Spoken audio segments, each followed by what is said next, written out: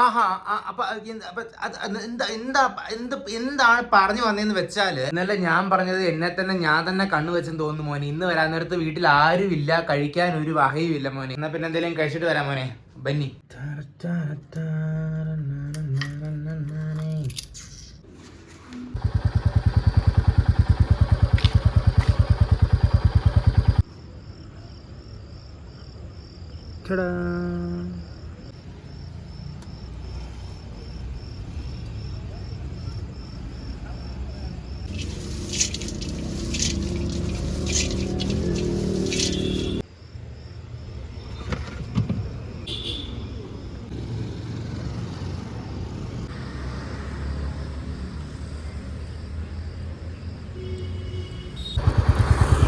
എടാ മോനെ, ഒരു കാര്യം പറയാനുണ്ടേ. പക്ഷെ ഞാനൊന്ന് വീട് എത്തിക്കോട്ടെ മോനെ, അത് കഴിഞ്ഞിട്ട് പറയാം. മോനെ, വീട്ടിലെ ഒരു ലൈറ്റ് ഫ്യൂസാ. അപ്പോൾ വീട്ടിൽ ഇരുന്ന് വീഡിയോ എടുത്താൽ വീഡിയോയ്ക്ക് ഒരു ഗുമ്മ് കാണത്തില്ല. അതുകൊണ്ട് വിചാരിച്ചു ഇവിടെ വന്ന് വീഡിയോ എടുത്തിട്ട് പിന്നെ വീട്ടിൽ പോകാമെന്ന്. നൊസ്റ്റാൾജിക് പടം തന്നെ. എന്തുപാടാ ഇത് മോനെ. ഇപ്പോൾ പറഞ്ഞു വന്ന എന്താന്ന് വെച്ചാൽ, ഒരു പാവം ചേച്ചിയാടാ മോനെ ഈ പാനിപ്പൂരി ഉണ്ടാക്കുന്നത്. അവിടെ ചെന്നപ്പോൾ ഞാൻ ചോദിച്ചു, ചേച്ചി വീഡിയോ എടുത്തോട്ടെ, ബുദ്ധിമുട്ടുണ്ടോ എന്ന് ചോദിച്ചു. മോനെ അനുവാദമൊന്നും ചോദിക്കാതെ വീഡിയോ ഇങ്ങനെ പിടിച്ചെടുക്കുമ്പോൾ അവന്മാർ തലക്കൊക്കെ വെച്ച് അടിച്ചു തരും ചിലപ്പോഴേക്ക്. അതുകൊണ്ട് ഞാൻ ആദ്യം അങ്ങ് വീഡിയോ എടുത്തോട്ടെ എന്ന് ചോദിച്ചു. ആദ്യം അപ്പോൾ സമ്മതിച്ചില്ലായിരുന്നു. പിന്നെ പറഞ്ഞ് കുഴപ്പമില്ല എടുത്തു, പക്ഷെ മുഖം കാണിക്കാതെ എടുക്കണമെന്ന് പറഞ്ഞ് അങ്ങനെ തന്നെ വീഡിയോ എടുത്തേ. അത് കഴിഞ്ഞിട്ട് പറയുക, പോലീസിനെ കാണിച്ചു കൊടുക്കുമെന്ന് വിചാരിച്ചാൽ ഞാൻ ആദ്യം വീഡിയോ എടുക്കേണ്ടെന്ന് പറഞ്ഞത്. കാരണം ഇവിടെ ഫുട്പാത്തിലല്ലേ വെച്ചിരിക്കുന്നത്, അപ്പോൾ പോലീസുകാർ സീനാക്കുമെന്ന് പറഞ്ഞു. അപ്പോൾ ഞാൻ പറഞ്ഞു, അയ്യോ ചേച്ചി, എന്നെ കേട്ടിട്ട് ഞാൻ അങ്ങനെ പ്രശ്നം ഉണ്ടാക്കുന്നവനാണെന്നൊക്കെ തോന്നുന്നുണ്ടോ, ഞാനൊരു പാവമല്ലേ എന്ന് ചോദിച്ചു. പാവം അമ്മച്ചിയടാ, പോലീസിനൊക്കെ പേടിച്ചൊക്കെയാണ് അവിടെയൊക്കെ നിന്നതൊക്കെ ഉണ്ടാക്കുന്നത്. ഏതെങ്കിലും ദിവസം പോലീസ് വന്ന് സീനാക്കിയ പാവത്തിന് അത് പൊക്കിക്കൊണ്ട് ഓടേണ്ടി വരും. അത് കഴിഞ്ഞ് പിന്നെ അനുവാദം തന്നായിരുന്നു. യൂട്യൂബിൽ ഇടാനാണോ? എന്നാൽ പിന്നെ എടുത്തോ എന്നൊക്കെ പറഞ്ഞ് യൂട്യൂബിലിട്ടോ. അങ്ങനെയെങ്കിലും കുറച്ച് ആൾക്കാർ കണ്ടു വന്നോട്ടെ. ഇപ്പോൾ തുടങ്ങിയിട്ട് 1 മാസമായി, ഇതുവരെ ആൾക്കാർ ആരും വന്നിട്ടില്ല, ഭയങ്കര കുറവാണ്. യൂട്യൂബിലൊക്കെ ഇടുമ്പോൾ ഒരുപാട് പേര് കാണുമല്ലോ, അങ്ങനെ വന്നോട്ടെ, അങ്ങനെ കയറി വന്നോട്ടെ. എനിക്ക് അമ്മച്ചിയുടെ മുഖത്ത് നോക്കി പറയാനുള്ള ധൈര്യം ഇല്ലായിരുന്നു മോനെ. എങ്ങനെ പറയാനാടാ, ഇന്നലെ ഇട്ട വീഡിയോയ്ക്ക് 3 വ്യൂസാണ് കിട്ടിയത്. ഒന്ന് ഞാൻ, ഒന്ന് അമ്മ, ഒന്ന് വേറെ ഏതോ ഒരു വലിയ മനുഷ്യൻ.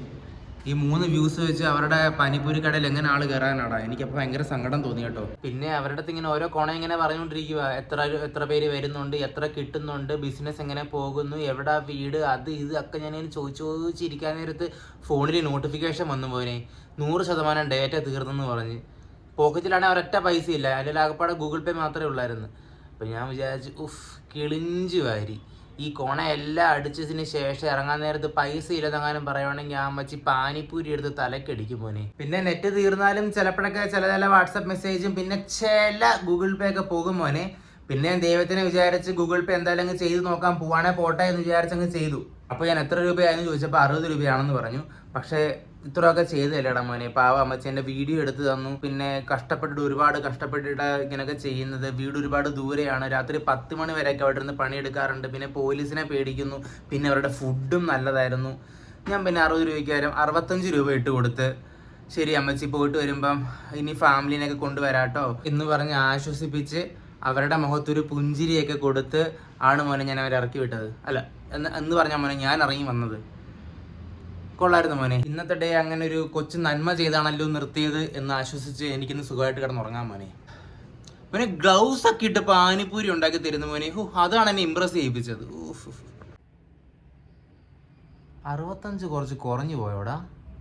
ഒരു 70 ഇട്ട് കൊടുക്കേണ്ടതായിരുന്നല്ലേ. അവരെന്ത് വിചാരിച്ചു കാണുമെന്നത്.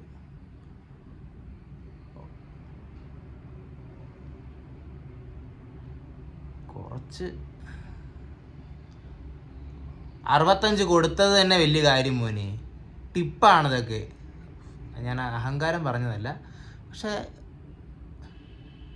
ഫാമിലിനെ കൊണ്ട് വരാമെന്ന് പറഞ്ഞല്ലോടാ. അടുത്ത പ്രാവശ്യം പോകുന്ന നേരത്ത് കുറച്ച് കൂടുതലങ്ങ് കൊടുക്കും. ഏത്